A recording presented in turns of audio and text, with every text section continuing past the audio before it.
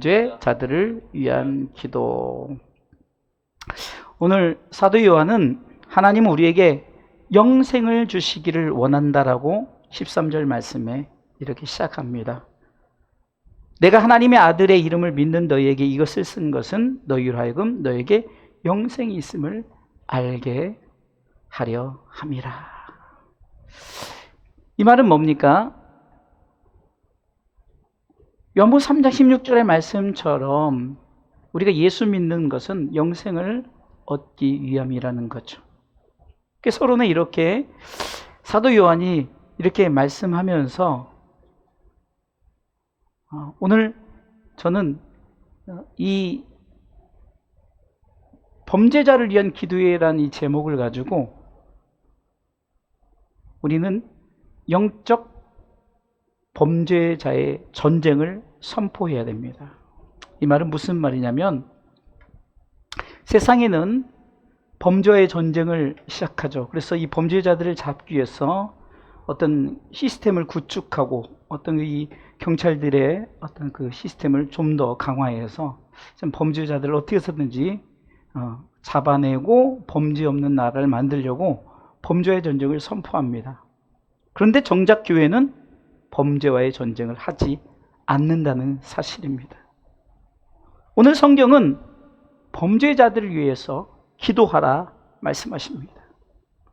그리고 범죄자를 위해서 기도하시면 하나님께서 들으사 범죄자들에게 생명을 주시리라 말씀하십니다.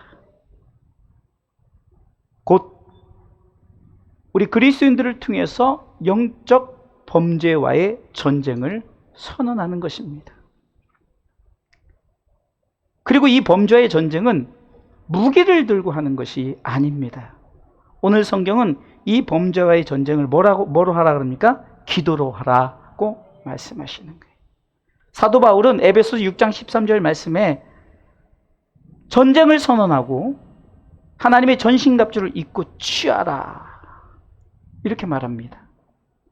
에베소 6장 13절에 있습니다. 그러므로 하나님의 전신갑주를 취하라. 이는 악한 날에 너희가 능히 대적하고 모든 일을 행한 후에 서기 위함이라 하면서 이 범죄와의 전쟁을 선포하는 거예요. 악한 영들과의 싸움에 대한 선언하죠.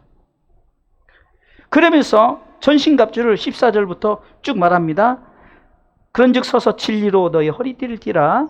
의의 흉배를 붙이고 평안의 복음에 예비한 것으로 신을 신고 모든 것 위에 믿음의 방패를 가지고 이로써 능히 악한 자와 모든 화전을 소멸하고 구원의 투구와 성령의 검 곧 하나님의 말씀을 가지라면서 이 하나님의 전신갑주를 입고 취하라고 하시면서 끝부분에 뭐라고 말씀하십니까?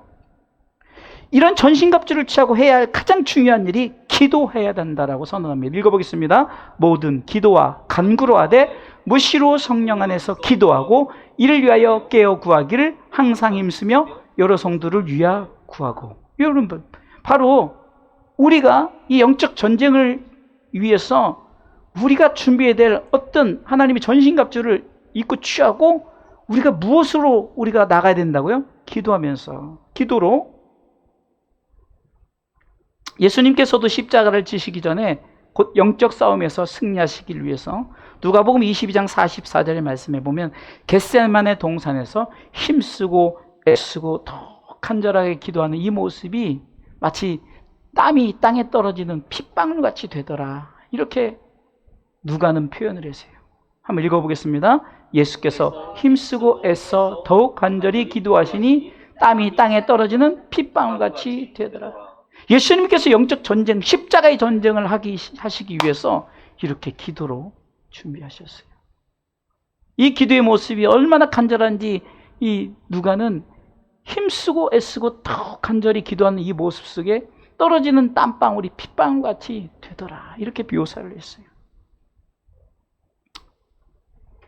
오늘 우리는 이 특별한 기도 제목, 범죄자들을 위한 기도. 어쩌면 우리의 기도는 늘 평범하죠. 참 우리 가운데 이런 필요한 것들을 채워달라.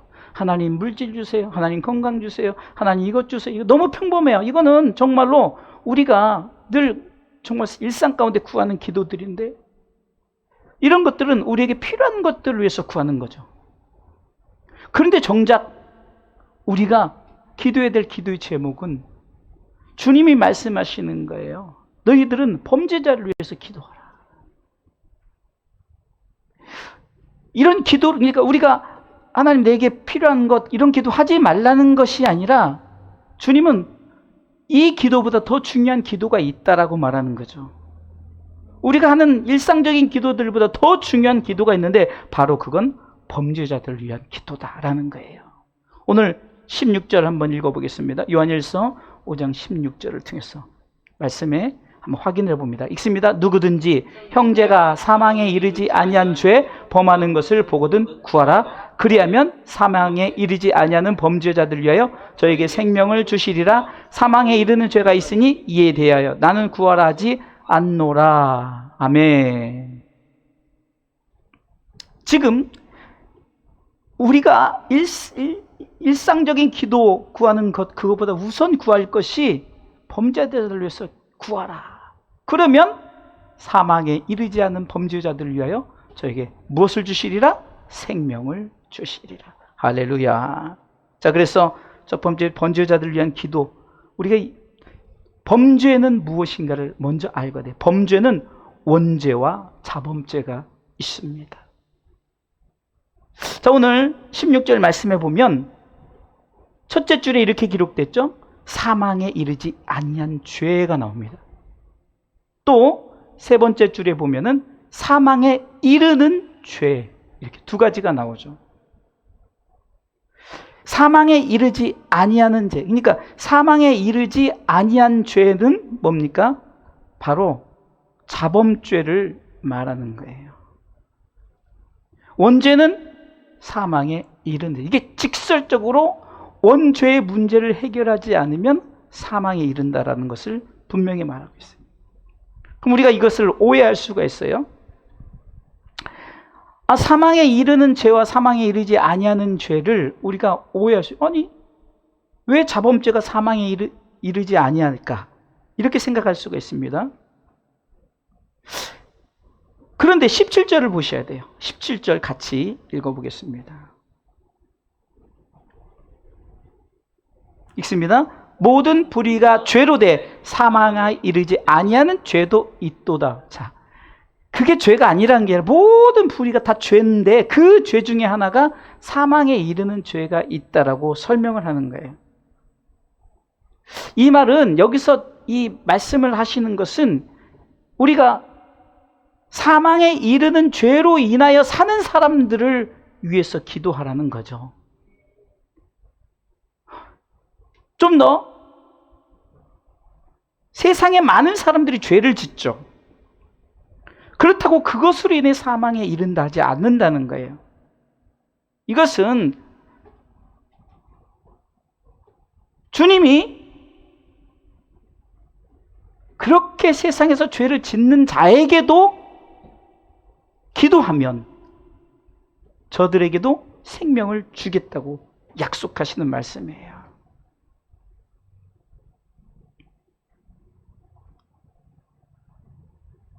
그래서 우리는 그들을 위해서 기도하면 그들에게도 생명을 주시겠다고 약속하셨어요.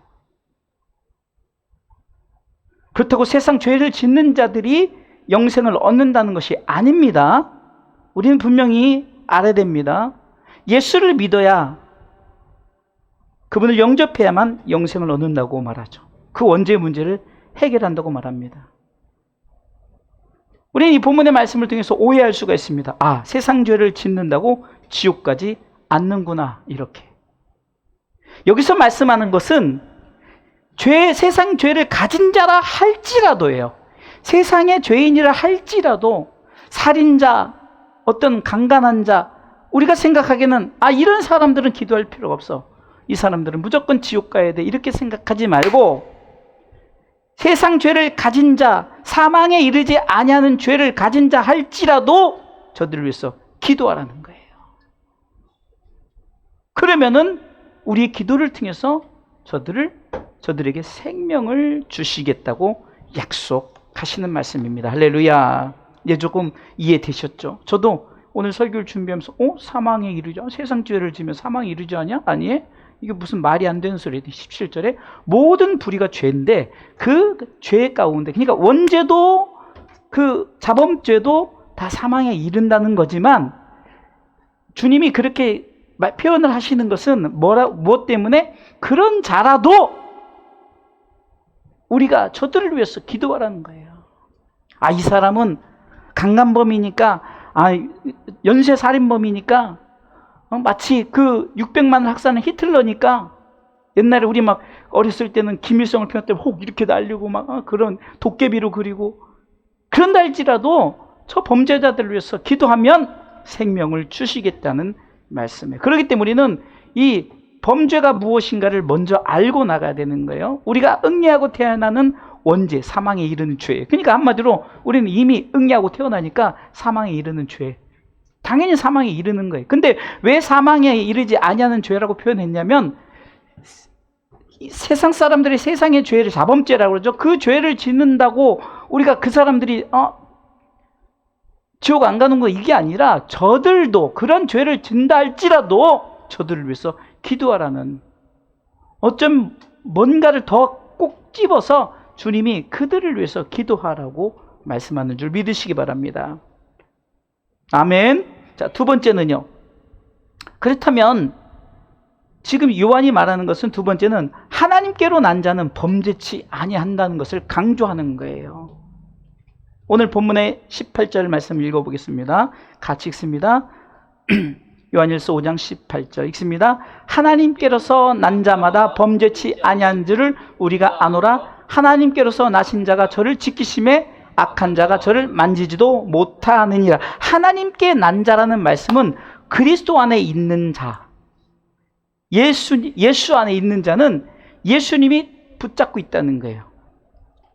그러니까 우리가 이것은 주님이 붙드심으로 말미암아 우리가 죄를 짓지 않는다는 거예요.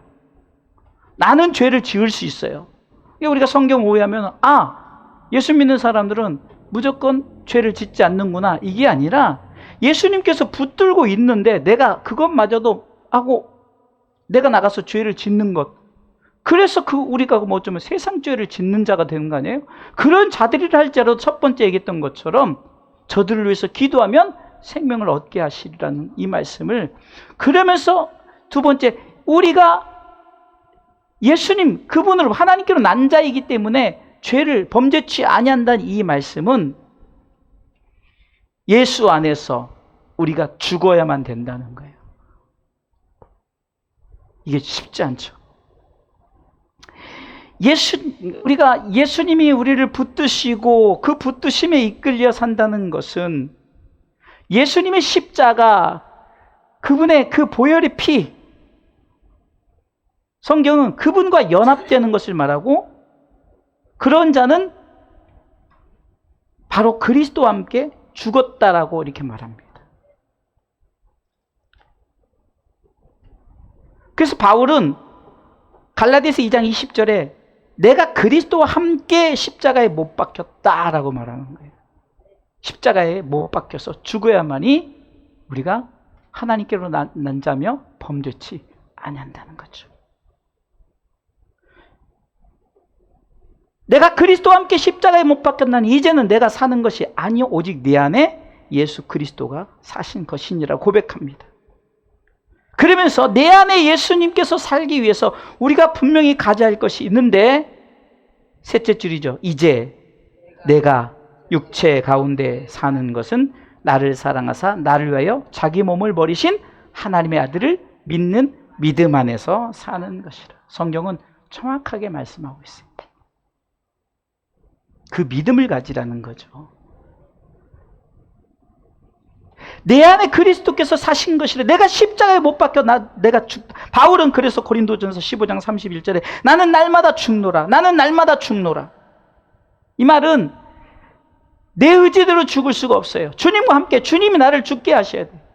주님과 함께. 죽어야만 살기에 바울은 세상의 자랑보다 내가 날마다 죽는 자가 되어야 된다는 것을 선언하는 거예요. 내가 세상의 자랑, 이런 자랑보다 내가 너희에게 자랑할 것인데 나는 죽는다는 거예요. 그러면서 내가 그리스도 함께 십자가에 못 박혔고 이제는 그분을 믿는 믿음 안에서 내가 산다. 이것이 죽는다는 거예요.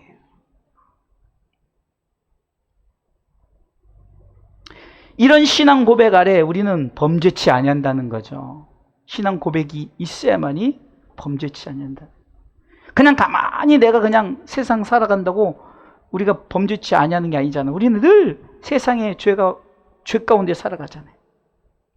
그런데 내 안에 예수가 있다면, 예수님 나를 주장한다면 절대로 범죄할 수 없다는 겁니다.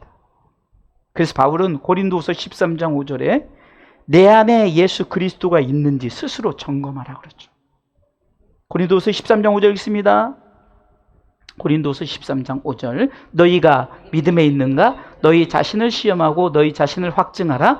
예수 그리스도께서 너희 안에 계신 줄을 너희가 스스로 알지 못하느냐? 그렇지 않으면 너희가 버리운 자니라. 너희가 믿음에 있는가라는 말은 예수 그리스도께서 너희 안에 계신가라는 거죠. 그게 믿음이라는 거죠. 내 안에 예수님이 있다라고 우리가 믿음으로 고백하는 것이 믿음이라는 거예요. 그분이 내 안에 계실 때 하나님이 역사합니다. 저는 설교 준비를 하다 보면 성경이 다 연결되어 있음을 경험합니다. 성경을 이렇게 설교 준비를 하는데 대지를 딱 잡고 이렇게 풀어나가서 내가 이 말씀을 주면 이 말씀이 또 연관된 또 말씀을 찾고 그러면 성경이 연결돼요. 그러면 누구로 연결되느냐? 오직 예수 그리스도 한 분으로 연결되어 있다는 사실입니다. 오늘 말씀도 그렇죠. 어쩌면 이해되지 않는 헷갈리는 말씀을 예수 그리스도로 풀어가라는 거예요. 예수 그리스도로 풀어가면 이것을 우리가 구속사적, 예수님이 우리를 위해서 구속하신 얘기를 말씀을 풀어나가면 되는 거예요. 이것으로 경제를 풀어나가는 것이 아니라 뭐 어떤 문화사역을 풀어나가는 것이 아니에요. 오직 예수 그리스도 그분으로 말미암아 우리가 예수 그리스도를 믿는 믿음으로 살아갈 수 있도록 오늘도 어쩌면 우리도 범죄자 속에 속한 자들이에요. 우리는 의인이다라는 것이 아니라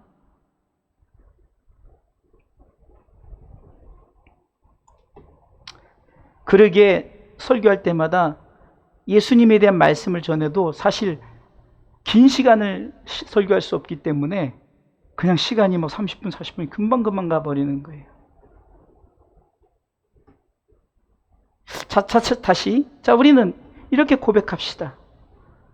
따라서 하십시오. 내 안에 예수님 있습니다. 다시 한번, 내 안에 예수님 있습니다. 다시 한번, 내 안에 예수님 있습니다. 자, 우리 방송을 보시는 분들과 함께 다시 한번 시작. 내 안에 예수님 있습니다. 이렇게 고백해요. 그 이유가 있죠. 내 안에 예수님이 계셔야만이 내가 범죄치 아니하기 때문에 하나님께로서 난 자마다 범죄치 아니한다는 말을 우리가 성립시키기 위해서는 내 안에 예수님이 계시면 예수님이 우리로 하여금 범죄치 않도록 도와주신다는 거지. 내 안에 예수님 모시지 않고 내가 인본적으로 살아가면 우리는 얼마든지 범죄할 수밖에 없는 범죄자로서 살아갈 수밖에 없다는 사실입니다. 세 번째는요. 범죄자들을 위한 기도. 세 번째는 범죄자들을 위한 기도는 하나님의 뜻입니다. 오늘 본문의 14절 보세요. 같이 읽어봅니다. 같이 읽습니다. 그를 향하여 우리의 가진 바 담대한 것이 이것이니 그의 뜻대로 무엇을 구하면 들으심이라. 우리는 어떤 성경의 한 부분만 딱 꼭 집어내지 말고 오늘 전체적인 그를 향하여 우리가 기도할 때 우리가 기도하면 하나님께서 들으심이라. 이 말씀 뒷부분을 연결해 나가면서 오늘 서로 제가 얘기했던 그 말씀처럼 범죄자들을 위해서 기도하면 하나님이 들어주신대요. 한마디로 이것은 예수 그리스도를 믿지 않는 자들, 세상에 사망에 이르지 아니한다고 생각하지만 그러나 그들을 위해서 기도하는, 세상 죄 가지고 내가 세상 죄를 가지고 내가 천국 못 가, 내가 지옥 가는구나? 이것이 아니라는 거예요. 지옥은 예수 안 믿으면 다 지옥 가는 거예요. 그 특별히 하나님께서 범죄자들, 그러니까 많은 불의가 다 죄예요. 다 죄인데 17절에 보세요. 다 죄인데 그 중에 한 가지 이런 사람이 있다면서 오늘은 이 꼭지가 뭡니까? 바로 사망에 이르지 아니하는 죄, 바로 그런 자범죄를 짓는 자들을 위해서 기도하는데 그들을 위해서 기도하는 것이 하나님의 뜻이다라는 거죠. 14절 다시 한번 봅니다. 그를 향하여, 하나님을 향하여 우리가 담대하게 기도할 것이 이것인데 바로 뭡니까? 범죄자들을 위해서 기도하는 거예요. 그의 뜻대로 하나님의 뜻이 바로 그 범죄자들을 위해서 기도하면 하나님이 어떻게 구하든 들어주신대요. 할렐루야. 모든 사람이 구원을 받고 7일 안에 이르기를 원한다. 디모데전서 2장 4절 말씀이죠. 하나님의 뜻이 이거예요. 왜 바꿔서 얘기하면은 모든 사람이 로마 3장 10절에는 의인은 하나도 없어요. 다 죄인이에요. 그렇죠? 로마 3장 23절에 모든 사람이 죄를 보면서 하나님의 영광에 이르지 못해요. 그러나 로마서 6장 23절에 죄의 삭은 사망이요. 그러나 하나님께서 우리를 통해서 로마서 6장 23절이요. 죄의 삭은 사망이요. 그럼 하나님의 은사는 우리 가운데 영생이라고 말씀합니다. 이 선물이 있다는 거예요.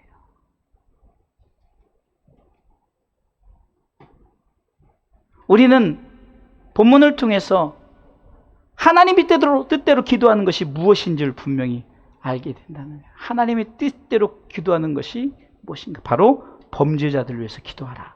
그 이유는 하나님의 뜻이기 때문이다라고 오늘 본문을 생각할 때 바로 하나님의 뜻이 범죄자들을 위해서 기도하라. 분명한 기도의 동기가 있죠. 범죄자들을 위한 기도는 우리의 성숙한 기도 제목이 됩니다. 우리의 성숙은 바로 하나님의 뜻대로 기도하는 거죠. 내 뜻, 내 생각 버리고.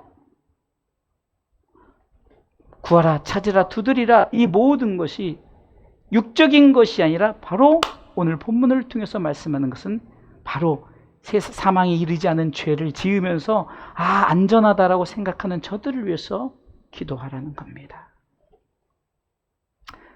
자, 말씀을 정리합니다. 첫 번째는 읽어보겠습니다. 범죄는 원죄와 자범죄가 있습니다. 그러니까 다 원죄나 자범죄나 다 우리가 결국은 이 문제를 해결하지 않으면 지옥, 영생을 못 얻는다는 거죠.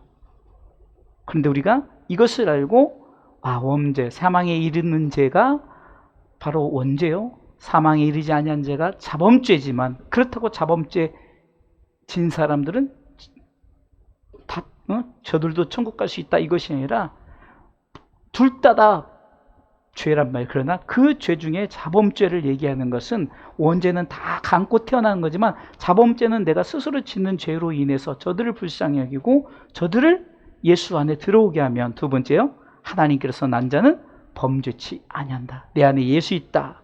세 번째, 범죄자들을 위한 기도는 하나님의 뜻이라는 거예요. 자, 그럼 결론으로 요한일서 5장 20절의 결론의 말씀을 드립니다. 진정한 범죄자는 예수 안에 있지 아니하는 자들이에요. 읽습니다. 또 아는 것은 하나님의 아들이 이르러 우리에게 지각을 주사 우리로 참된 자를 알게 하신 것과 또한 우리가 참된 자 곧 그의 아들 예수 그리스도 안에 있는 것이니 그는 참 하나님이시요 영생이시라. 이 말은 우리가 범죄자가 되지 않으려면 어떻게 되냐? 참된 자 누구죠? 예수 그리스도, 그분을 영접해야 된다는 거예요. 우리는 이미 예수 그리스도를 영접했죠. 그렇다면 우리는 아직 예수 그리스도를 영접하지 않은 이 시대의 범죄자들, 좀 우리가 범죄자 그러니까 나쁜 그런 세상적인 범죄가 아니라 예수에 아니하는 자들을 위해서 기도해야 된다는 거예요. 그래서 세 가지 기도 제목을 내놓습니다. 범죄자들을 위한 기도. 첫 번째는 범죄가 무엇인지를 알게 하옵소서. 사망에 이르지 아니한 자범죄가, 또 사망에 이르는 죄, 원죄, 이거 다 범죄예요. 두 번째, 하나님의 뜻대로 범죄자들을 위해서 기도하게 하옵소서. 오늘 본문의 범죄자들이 누구래요? 예수 믿지 아니하는 자들. 세 번째, 우리 모두가 예수 그리스도 안에 있게 하옵소서.